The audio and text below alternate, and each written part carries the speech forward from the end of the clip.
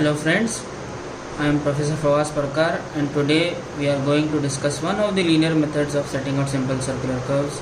Those are offsets from long curve. A curve needs to be set out between these two straights. The starting point of the curve is T1, which is known as point of commencement. The ending point of the curve is T2. The red portion of the figure shows the curve which needs to be set in the field. All other elements are there in the field. Physically, precisely setting the curve in the field is an important aspect so that the highway design and geometry is maintained. So today we are going to see how will we set the curve through the long curve. From T1, T2 is in a straight line. So we can easily mark the midpoint of the line T1, T2, and from there we will go on setting the curve. First and foremost thing while setting a curve from a long chord is to find the midpoint. Once you have found the midpoint, we will set the apex, and based on the apex, the subsequent offsets will be marked, perpendicular offsets will be marked, so that the curve is set in its entirety. Tangent length T1, T2 is given by the formula 2r sine delta by 2, which we have already derived in the last lectures. It is simply written as L. We also call this T1, T2 as L. So generally what we'll do, we are interested in finding this apex length, this distance we are interested in finding out. So this is denoted by OX. Now this will be 90 degree because it is a symmetrical curve. We will set one half of the curve, the other side half can be set out similarly because it is a symmetrical curve. Now this is the half portion of the total long chord T1, T2. So this will be denoted by L by 2.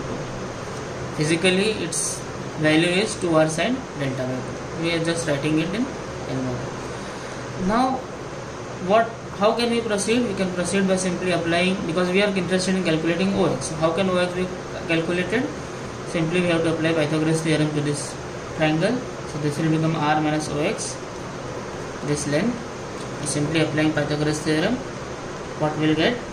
We'll get r minus OX square plus L by 2 square, which is equal to r square.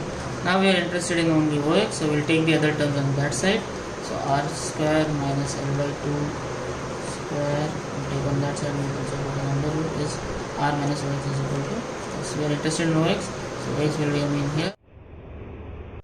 So you can easily find this OX. The central point can be easily found out, but what about the other point? Because for finding the curve we require a number of points. The smaller the lateral distance between the offsets, the more precisely the curve can be set. So generally this is denoted by the letter Y. This is Y. So at this distance the offsets will be set at various intervals Y, 5 meter, 10 meter, 15 meter, whatever is the time, the offsets will be set, and then the values will be calculated. So for OX there will be just one central value, OY may be number of multiple values. Till what point will go?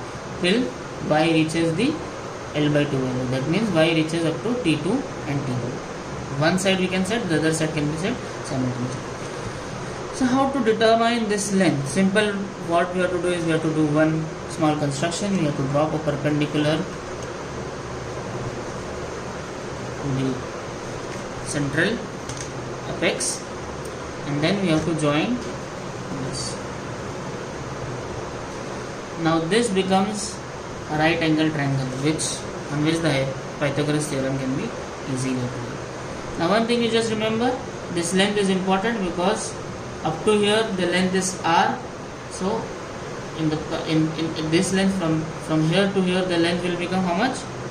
This is what? This total is OX, this is OY. So this is what? This small part is OX minus OY. So total length, if I write here how much it will be, this will become R minus OX minus OY.